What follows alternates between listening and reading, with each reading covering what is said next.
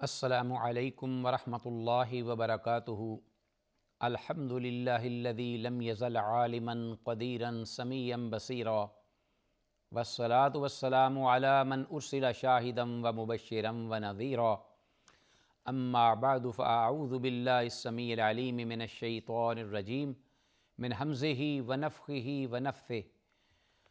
بسم اللہ الرحمن الرحیم وننزل من القرآن ما هو شفاء ورحمۃ للمؤمنین۔ ناظرین، پروگرام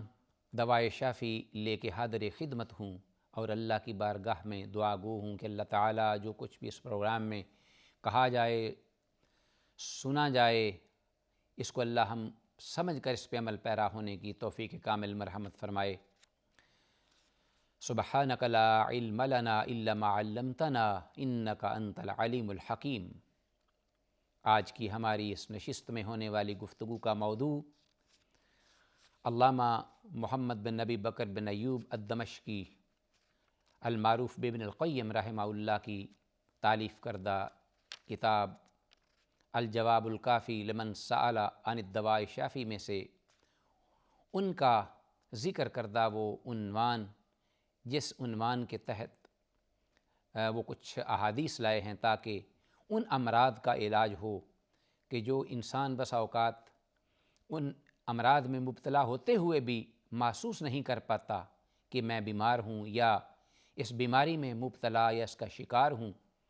اور وہ اس کو اندر ہی اندر گھن کی طرح بیماری اس کے جسم کو یا جسم سے ساتھ اس کا ایمان یا اعمال صالحہ ان کو چاٹ کر ختم کر رہی ہوتی ہیں، تو اسے احساس تک نہیں ہوتا۔ تو خاص کر کے انہوں نے اس بارے میں ایک شرک کی ایک قبیل جسے رسول اللہ صلی اللہ علیہ وسلم نے کہا تو شرک اصغر ہے، لیکن ایسا شرک کہ جس بارے میں آپ بہت ہی خائف تھے اپنی امت کے بارے میں، کہ وہ اسی لیے کہ انسان وہ شرک کا ارتکاب کرے گا، بیماری میں مبتلا ہوگا، لیکن اسے پتہ نہیں ہوگا کہ میں یہ شرک کر رہا ہوں، یا اس کے صلے میں جو اس کے نقصانات ہیں وہ نقصانات مسلسل میرے اعمال کو کھائے چلے جا رہے ہیں، اور میرے ان نیک اعمال کا مجھے بجائے صلہ ملنے کے الٹا اللہ کی پکڑ اور گرفت ہوگی، نعوذ باللہ من ذالک۔ تو ناظرین، وہ ہے یعنی اسلام جو عمل ہے وہ خالص اللہ کے لیے نہ رہے، اس میں دکھلاوا آ جائے، نمود و نمائش کا انسان کے ذہن میں دل میں جذبہ پروان چڑھے، تو جو بھی وہ عمل کرے تو اندر ایک اس کے احساس ایسا ہو کہ جس میں وہ اس بات کو وہ اچھا سمجھے کہ لوگ مجھے دیکھیں اور پھر میری اس عمل پہ تعریف کریں، یعنی رجحان خالصتاً لوجہ اللہ کی بجائے وہ مخلوق کی جانب ہوتا ہے۔ تو بظاہر وہ بڑے بڑے کام کرتا ہے، آپ بڑا پیسہ بھی خرچ کرتا ہے، بڑی محنت اور تگ و دو بھی کرتا ہے، لیکن وہ اخلاص کی جو شرط ہے اس سے وہ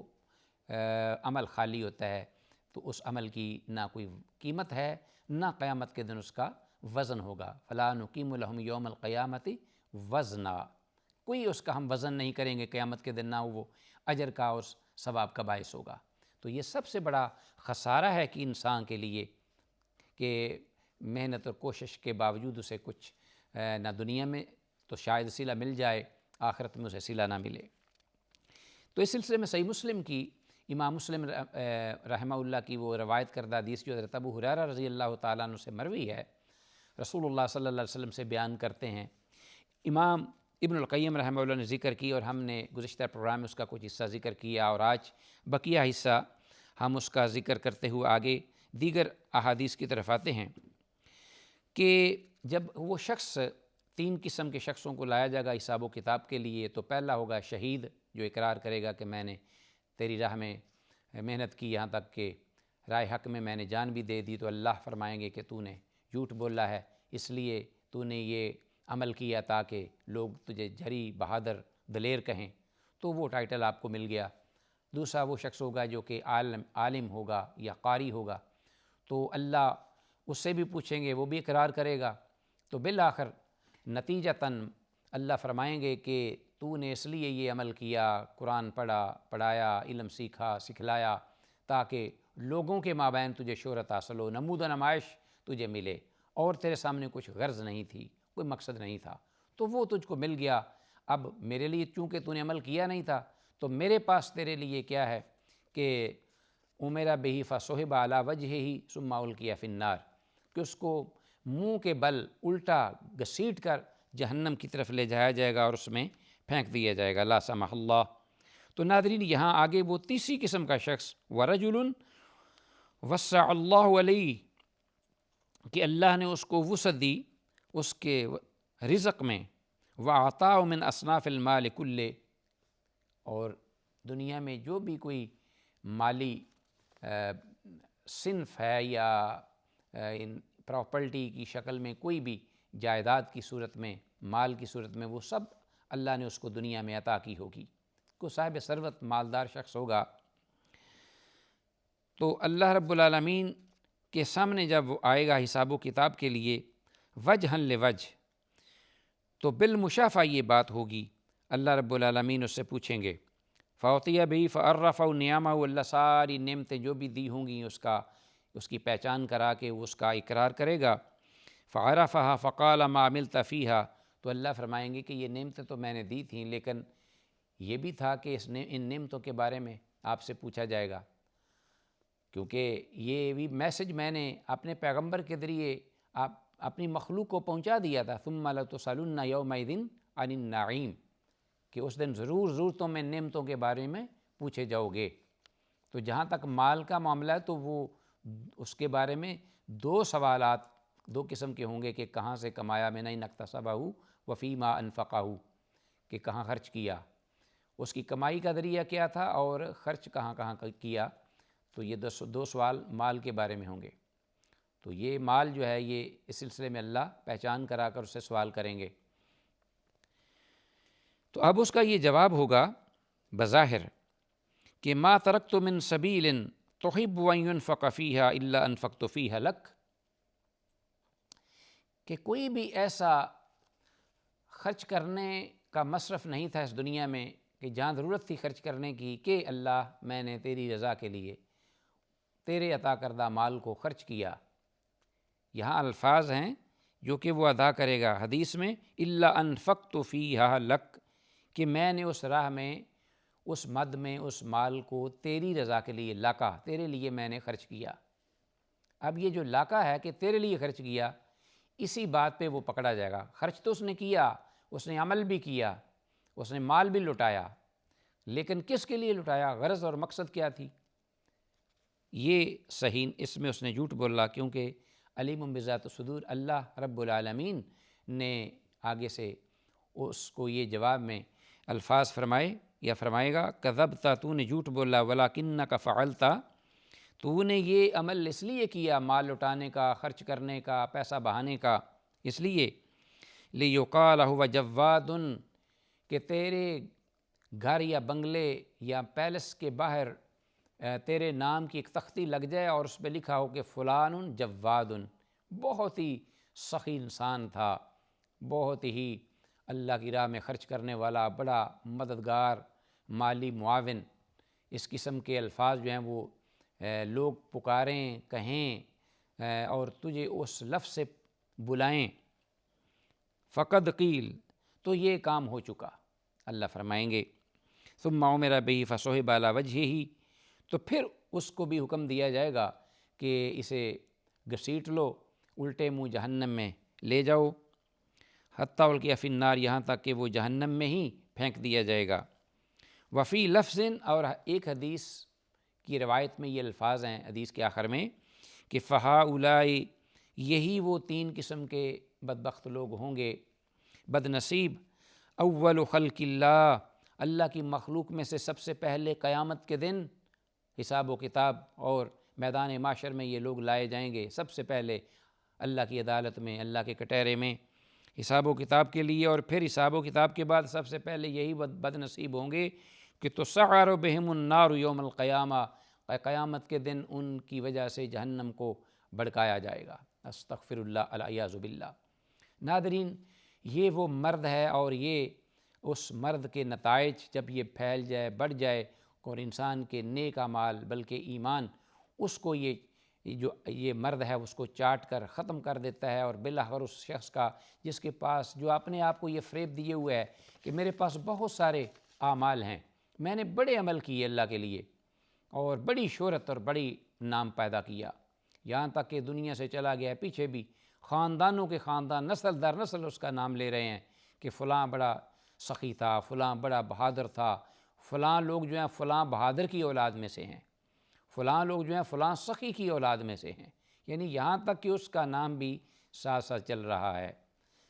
اگر لا سمح اللہ لنا ہمارے اس عمل میں وہ اخلاص نہیں، وہ شرط نہیں جو کہ عمل کو برابر کرنے کے لیے ضروری ہے، جس کا تذکرہ میں نے کیا کہ پیغمبر کا عمل بھی لئن اشرکت لیحبطن عملک ولتکونن من الخاسرین،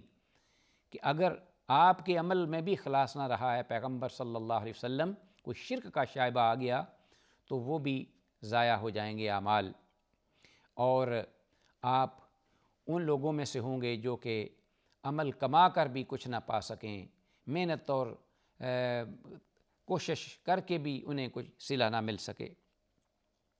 تو مخلص جو ہے اس کی کیا علامات ہیں؟ میں چاہوں گا کہ یہاں اس بات کی بڑی اہمیت ہے ناظرین کہ اس حدیث کے حوالے سے ہم وہ لوگ جو کہ مخلصین ہیں ان کی عادات، ان کے اطوار، ان کی علامات، ان کے رویے وہ کیا ہیں کہ جس سے محسوس معلوم ہو کہ یہ شخص جو ہے اس کا عمل اب اللہ کی بارگاہ میں قابل قبول ہے اور باعث اجر و ثواب ہے۔ اور اس سلسلے میں آپ جانتے ہیں کہ اللہ احکم الحاکمین عمل بہت زیادہ نہیں چاہتے کہ بہت بڑی مقدار میں ایک عمل ہو،